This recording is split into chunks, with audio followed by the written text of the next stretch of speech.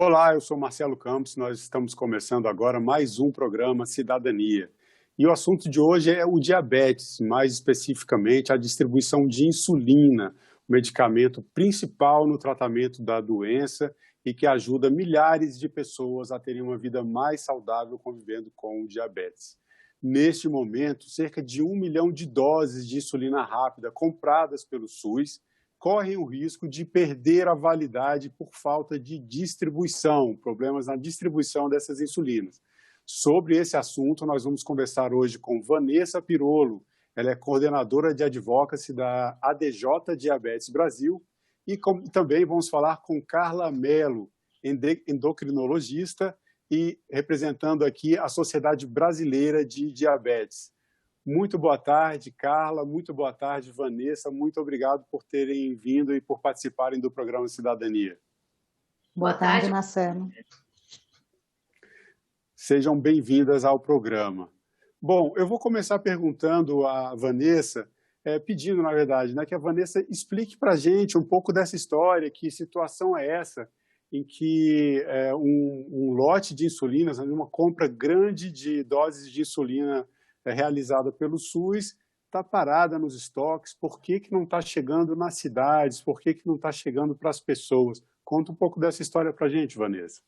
Então, a ADJ Diabetes Brasil, junto com a Sociedade Brasileira de Diabetes, outras associações de diabetes e outras sociedades de outras sociedades médicas, enfim, nós nos unimos para conseguir que fosse aprovado a insulina análoga de ação rápida no SUS, e ela foi incorporada em 2017, e só que foi somente disponibilizada em outubro, novembro de 2018 para a população. E eles fizeram uma conta e chegaram à conclusão que deveriam ser feitas 3,9 milhões de doses de insulina, de canetas de insulina, para dar para a população. E com essa contagem, estava sendo estimado que as pessoas conseguiriam ter amplamente esse acesso. Então, eles compraram para 396 mil pacientes, mas efetivamente somente 11% deles estão tendo acesso a essa insulina. Então, o que aconteceu? Essa demanda ficou reprimida, essa insulina ficou guardada, e aí gerou um grande problema por causa disso, porque existe uma burocracia no acesso a essa insulina, porque ela foi disponibilizada no componente especializado e não na atenção básica. Então, o grande problema foi que as pessoas precisam, para conseguir ter acesso a essa insulina, elas precisam ter uma prescrição médica, que dependendo do estado, precisa ser renovada a cada 3 meses. Também tem a questão do cenário da pandemia. A pandemia também reprimiu uma boa parte dessa demanda, seja das pessoas terem realmente irem aos postos de saúde, conseguirem nas unidades dispensadoras e terem acesso a essa insulina. Existe um documento chamado, um laudo, se chama LME, que no início, esse laudo, para ser preenchido, ele demorava 40 minutos e os médicos muitas vezes não queriam preencher. E a gente sabe que ter um endocrinologista e a pessoa precisa passar primeiro para o endócrino para ter acesso a essa insulina. Então, muitos estados obrigam, apesar do Ministério da Saúde não obrigar, muitos estados ainda obrigam para conseguir ter acesso a essa insulina. Então, e outros problemas que estão aí enfrentando. Tanto o paciente ainda não sabe que existe esse medicamento disponível para ele, quanto também o próprio médico, muitas vezes o clínico geral que atende, não sabe que tem disponível essa insulina. Então, ela ficou reprimida e aí a gente precisa dar vazão a ela. Então, a gente tem alertado o Ministério da Saúde desde o ano passado. Nós tivemos 3 oportunidades, tivemos em audiência pública, conversamos em audiência dentro do Ministério da Saúde, inclusive, e não foi tomada nenhuma decisão até então. Então, a gente se sentiu, assim, entrou para um ouvido e saiu pelo outro. Então, a gente alertou, não foi feito nada, e esse ano a gente falou, a gente precisa batalhar para que essa insulina chegue nas pessoas. Nós quisemos, nós trabalhamos tanto para a incorporação dela, e agora precisa chegar nas pessoas. E agora, a grande questão é que a gente teve um aval do Ministério da Saúde, eles voltaram a conversar com a gente, depois de muita insistência, de muitos meses, tentando essa conversa com eles, a gente conseguiu. É que bom que o trabalho de vocês está dando resultado, né? Esse é um trabalho nobre que vocês fazem, esse trabalho de advocacy, pouca gente conhece, eu acho que a gente pode falar um pouquinho sobre esse trabalho aqui também, mas é um trabalho de estar ali junto ao poder público, junto aos gestores, né, que implementam aí as políticas públicas para resolver os problemas, e vocês trazem isso do ponto de vista de quem conhece realmente a questão.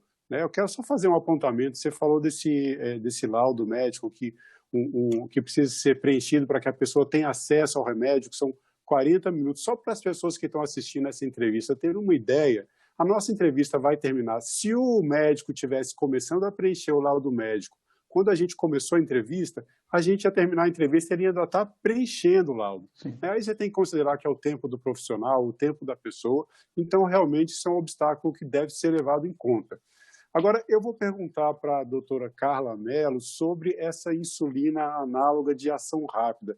Existem diferentes tipos de insulina e diferentes tipos de diabetes. Eu queria que a senhora explicasse sobre essa insulina de ação rápida, qual é a diferença dela, se isso justifica ela ser distribuída por um caminho diferente das unidades básicas de saúde e por quê, né? Qual é a questão envolvida nesse tipo de insulina que exigiu um trabalho de vocês para que fosse incorporado também às compras do SUS, e por quê? Quais são essas diferenças em relação à insulina regular?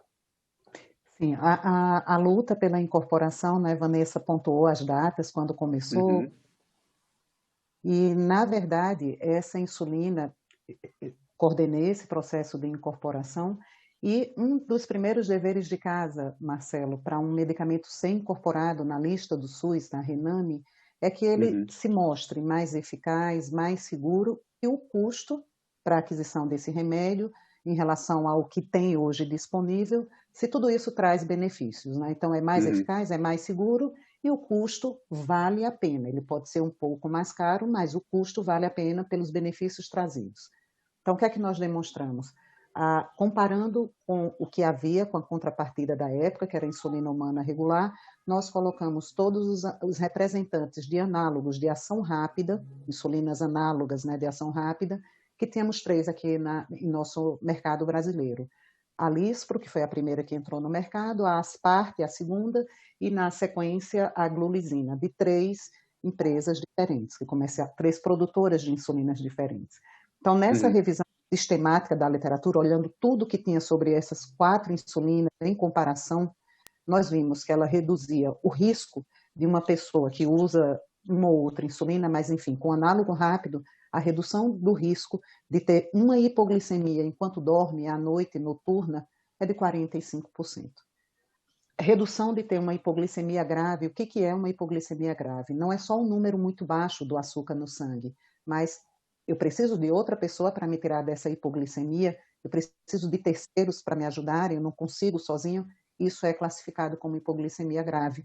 E a redução delas em uso desse análogo rápido, Marcelo, é de 32%. Então, a pergunta que sempre se fez é, óbvio que nós sabemos que aquelas pessoas com diabetes do tipo 1, depois eu falo quem é o tipo 1 e o tipo 2, mas que aquelas pessoas com diabetes tipo 1, que tenham hoje já uma frequência muito alta desse tipo de hipoglicemia noturna e grave, eles se beneficiam mais, não há dúvida, porque eles já passam por isso por uma frequência muito elevada. Mas a minha pergunta sempre foi, qualquer pessoa com diabetes do tipo 1 merece ter uma redução de risco de 45% de uma hiponoturna e de 32% de uma hipo grave. É óbvio que se eu tenho isso uma vez por semana, a minha redução vai ser muito mais impactante do que se eu tiver tipo de hipoglicemia uma vez a cada 2, 3 meses. Mas todos se beneficiariam, né? Agora, só fazendo a divisão, Marcelo, deixando claro, né? Esse análogo de ação rápida, então eram 3 que poderiam concorrer em um pregão por classe terapêutica. E isso viabilizou o acesso, porque o custo foi reduzido, né? Só para você ter uma ideia, o custo da insulina no pregão que ganhou foi R$ 12,70. Hoje, essa insulina é comprada numa farmácia comercial entre R$ 34 e R$ 40. Essas 3 que eu citei. Outra questão importantíssima é ser em caneta, né, Marcelo? Porque caneta diminui muito o estigma de você aplicar uma dose de insulina numa mesa de um restaurante. É diferente de você pegar E uma re- seringa e fazer. Uhum. E reduz também o risco que pode acontecer eventualmente da pessoa errar na dose, né? Ela já está ali na dose correta. Tem Não. esse caráter Então, também, ou não? não. Essa dose de insulina de ação rápida, então, só dá Uhum. um cenário, o que é tipo 1, o que é tipo 2 e o que é que a gente trata, como a gente trata. Tá, vamos Então, tipo entender isso. 1 corresponde a 5 a 10% do total de pessoas que têm diabetes, em torno de 5 a Uhum. 10% tem esse tipo, que é o tipo 1, que é uma Sim. doença que a gente mesmo produz anticorpos, igual o anticorpo contra o sarampo, enfim, qualquer Uhum. doença dessas que nos atacam, a gente produz anticorpos contra as células que produzem insulina no pâncreas. Então, é um equívoco do nosso organismo e que deixa a gente sem uma célula produtora de insulina. Então, o que é que tem que tratar desde o início? Com insulina. Diferente, e o diagnóstico mais comumente é feito na criança e no adolescente. Agora vamos passar para o tipo 2, e o tratamento insulina desde o diagnóstico. O tipo 2, que é a maior parcela das pessoas com diabetes, corresponde a 85% do total de pessoas com diabetes, ele tem alguns links genéticos e de herança familiar bem estabelecidos. Por exemplo, você ter pessoas com diabetes do tipo 2 na sua família te dão uma sobrecarga maior, um risco maior desse diagnóstico. A obesidade, o sedentarismo, esse nosso estilo de Uhum. vida estressante. Então, esse é o tipo 2, mais Uhum. diagnosticado após os 45 anos de idade. Como tratamos? No começo, mudança de estilo de vida que resulte em redução do peso e tratamento com antidiabéticos orais. Mas esse indivíduo com tempo de diagnóstico, ele pode também vir a precisar usar insulina. Mas essas são as principais diferenças. E a Uhum. incorporação rápido foi para pessoas com diabetes do tipo 1, porque a gente tinha essas evidências que eu te falei, a revisão sistemática mostrou evidências robustas. Para a gente fazer qualquer incorporação para tipo 2, como já Uhum. houve, depois a gente pode falar disso no outro momento, tem que ter Uhum. essa evidência na literatura, né? Uhum. Então, vai ser para pessoas com diabetes do tipo 1, os análogos Tá. rápidos que vão Uhum. para a APS, para a unidade básica. Exclusivamente para pessoas com diabetes do tipo 1, ou a pessoa que tem o tipo 2 pode também usar? Tem Não. alguma Por restrição? Não. enquanto, no Só tipo 1. PCDT, Uhum. Protocolo Clínico de Diretrizes Terapêuticas de tipo 1, já pressupõe a participação do análogo rápido. Para o tipo Perfeito. 2, são as insulinas humanas ainda, Marcelo. Uhum. NPH. Tá. Vanessa, voltando aqui nessa questão que você já levantou aí na sua primeira fala, desses obstáculos, ao mesmo tempo que você mostra assim, as dificuldades que existem, né, às vezes no diálogo, a gente sabe que isso vai mudando um pouco de gestão para gestão, mas o fato é que, pelas informações que vocês têm passado, tem dificuldades, tem obstáculos, mas o trabalho de vocês está conseguindo avanços, vocês têm obtido aí conquistas bastante importantes, né? Na última semana, nos dias atrás, agora um pouco antes da gente gravar essa entrevista, vocês estavam aí junto ao Ministério da Saúde, fazendo reuniões, tratando especificamente desse assunto, especialmente porque a gente tem um prazo aí de 9 meses, de setembro agora, como a gente está gravando hoje, 25 de setembro, até o mês de junho de 2021, 9 meses em que o lote pode vencer, e daí seria o desperdício da insulina, aquilo que ninguém quer, né? O pior cenário possível. Conta um pouco sobre esses avanços que vocês têm conseguido, os mais recentes, o que traz aí de positivo dessas últimas reuniões com o Ministério da Saúde aí nessa questão.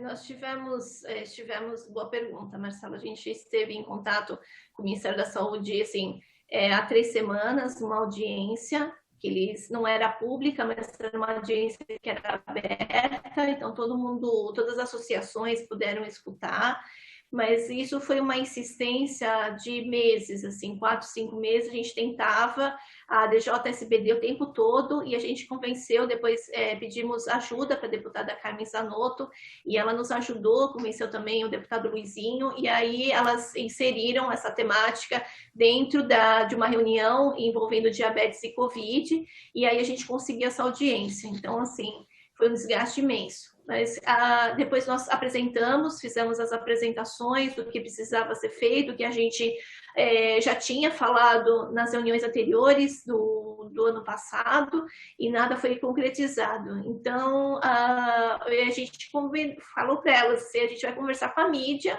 e a gente sabe, por via lei de acesso à informação, o quanto essas insulinas vão ser desperdiçadas a partir do momento que vocês não fazem nada.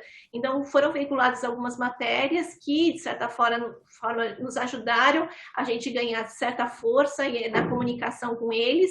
E essa semana nós tivemos uma audiência muito importante, onde eles agora falaram para a gente que eles vão tirar a LME, esse laudo, o médico não vai precisar mais preencher, não é mais obrigatória a partir de agora.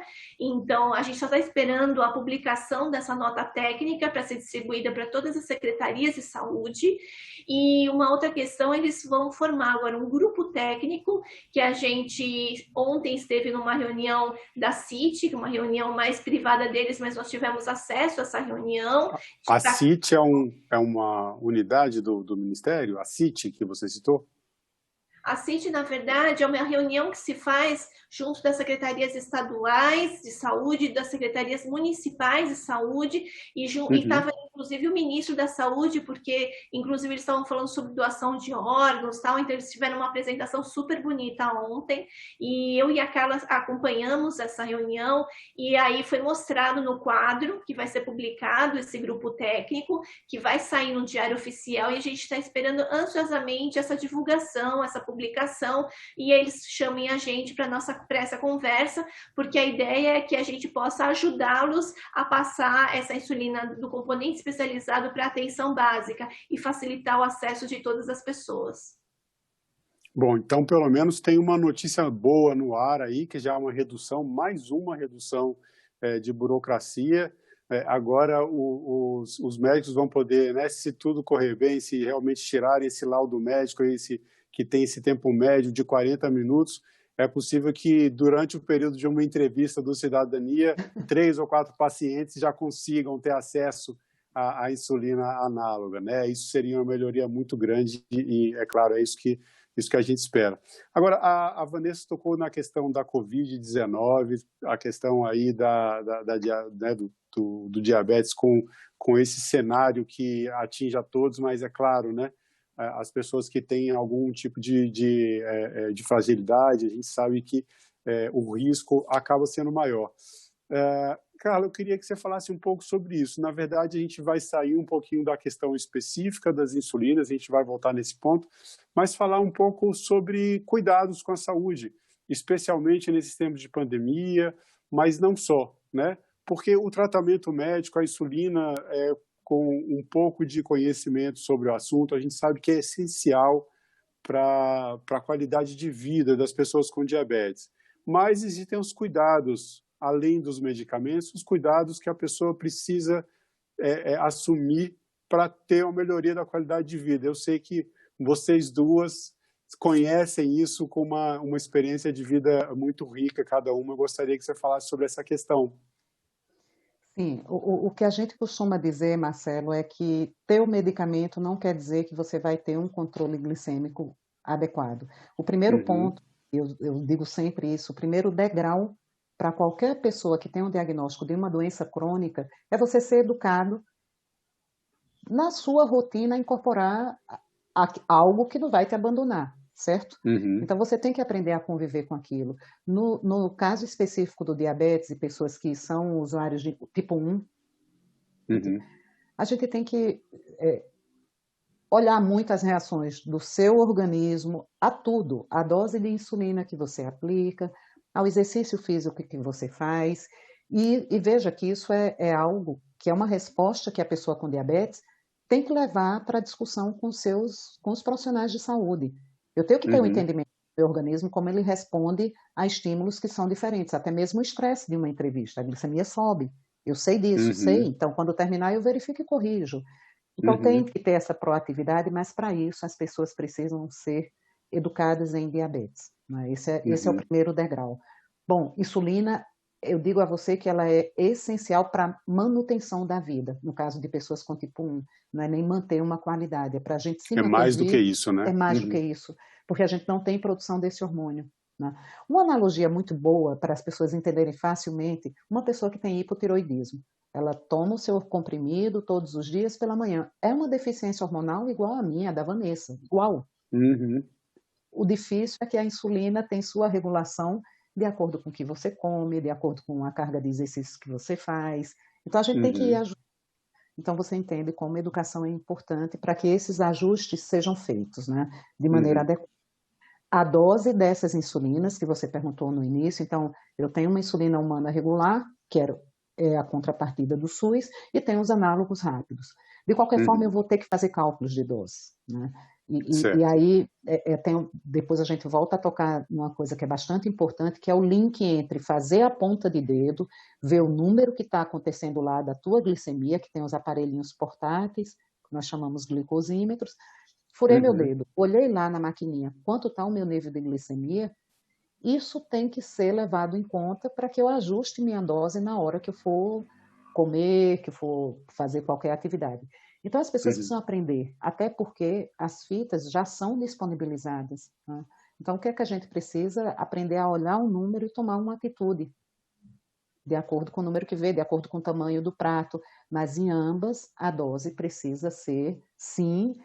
Tem muita gente que usa dose fixa, que não muda a dose dessas insulinas rápidas de acordo com o que come e o nível da glicemia. Essa é uma outra luta, viu, Marcelo? Fazer as pessoas tomarem atitude e participarem ativamente no manuseio das suas doses de insulina. Mas precisa de uma carga pesada de educação. Aí a gente entra bastante também em um trabalho também que a DJ Diabetes Brasil faz, que é a educação para o diabetes, né, Vanessa? Fala um pouquinho sobre isso para a gente, a importância da educação para o diabetes, não só para os pacientes, mas também para essas pessoas que fazem parte das políticas públicas, para a pessoa que está atendendo ali na unidade básica de saúde, para o gestor do Ministério da Saúde, para o técnico, para todas as pessoas envolvidas no intuito de fazer com que a insulina chegue a quem precisa, as pessoas. Primordial, viu, Marcelo? A gente tem na DJ, é uma instituição que nasceu para dar educação em diabetes para as pessoas, né? A DJ agora está fechada por causa da pandemia, mas assim que passar, a gente tiver a vacina, vai reabrir para ajudar todas as pessoas. A gente está fazendo só agora atendimento remoto. De qualquer jeito, a gente, inclusive, começou agora um projeto de tentar levar a educação em diabetes para as pessoas que trabalham nas unidades dispensadoras do estado de São Paulo. É um projeto muito bacana. Nós tivemos uma edição antes da pandemia, depois veio a pandemia, a gente teve que esperar, aguardar, e a gente vai continuar. Então, são 39 farmácias especializadas que vão ser beneficiadas com esse programa. A gente já transformou ele em online, para também conseguir diminuir a questão do custo, e já vai ter oficina, então a gente vai fazer algo bem interativo para as pessoas realmente entenderem os conceitos, tá? Não vai ser só teoria. Então, a gente vai conseguir capacitar tanto os 150, 250 farmacêuticos do estado de São Paulo, das unidades dispensadoras, quanto também todos os atendentes. Então, a gente vai conseguir isso para ajudar. E aí, a gente quer levar esse grupo de trabalho que vai ser formado, eu preciso da Carla aqui, Melo, na Sociedade Brasileira de Diabetes, e a gente vai precisar também levar para o próprio Conselho Federal de Medicina, para a gente fazer cursos para os médicos, conseguir alertar sobre essa insulina, sobre a questão do diabetes. A gente sabe que boa parte da população brasileira é tratada pelo clínico geral e não pelo endócrino. Então, a gente precisa sensibilizar nesse sentido. Então, se a gente conseguir envolver e educar os pacientes, os médicos, todos os profissionais de saúde, a DJ, desde 2008, tem o programa Educando Educadores, que educa todos os profissionais de saúde nesse sentido, que estão dispostos. Então, a gente vai conseguir melhorar, a gente acredita que a gente vai conseguir melhorar a adesão da pessoa com diabetes ao tratamento. É essencial esse trabalho que vocês fazem, porque muitas vezes a pessoa não tem a informação necessária para tomar a atitude correta, para seguir na direção mais adequada aí, no sentido de melhorar a qualidade de vida e mais do que isso, como bem disse a doutora Carla, garantir a vida, né, dessas pessoas aí, o direito à vida, um direito tão essencial. A gente tem agora pouco tempo de entrevista. Eu vou pedir licença para me dirigir ao nosso atual ministro da Saúde, né, o general Eduardo Pazuello, primeiro dando boas-vindas, já que ele foi efetivado há alguns dias, ainda no mês de setembro, embora já esteja aí à frente da pasta há muito tempo. O ministro da Saúde é conhecido no meio militar, entre os seus pares militares, como um resolvedor de problemas e como um especialista em logística. Então, a gente pede aqui que todas essas qualidades, todo esse conhecimento, toda essa expertise em logística, essa capacidade de resolver problemas, seja em prol aí, né, que seja em prol dessa questão, especialmente das insulinas, para que elas não percam a validade e para melhorar aí a qualidade de vida dessa grande parcela da nossa população que convive com diabetes. Eu quero agradecer vocês pela presença. Eu sei que a gente teria muito mais coisas para falar aqui, mas o recado principal eu acredito que nós conseguimos trazer. E eu vou deixar uma palavra rápida só para a gente se despedir e encerrar esse nosso Cidadania de hoje. Bom, então eu já gostaria de fechar dizendo que a insulina análoga rápida pode ser distribuída, pode ser entregue para os pacientes na atenção primária à saúde, e isso significa deixar o remédio dele perto da casa dele. Ele, dessa forma, tem acesso ao seu tratamento e consegue ter uma melhor adesão e ter melhor resultado. Obrigada pela oportunidade, Marcelo. Eu que agradeço. Vanessa, sua fala final, só um segundinho, só um último recado para a gente encerrar. É super importante que também, além do que a Carla falou, a gente também tem a insulina análoga de ação lenta, que foi incorporada em março do ano passado, também tem o mesmo caminho e seja disponibilizada no SUS da mesma forma que a insulina análoga de ação rápida. É isso que a gente mais quer, que já está mais de um ano esperando para entrar no SUS e até agora nada. Muito obrigada, viu? Bom, eu que agradeço a vocês, agradeço pela participação e pelas informações trazidas aqui. E agradeço também a presença dos nossos internautas, das nossas internautas, espectadores da TV Senado também. Essa entrevista fica disponível no site da TV Senado, senado.leg.br/TV, e também no nosso canal no YouTube. Inscreva-se, ative as notificações e acompanhe todos os programas da TV Senado. Obrigado e até o próximo Cidadania.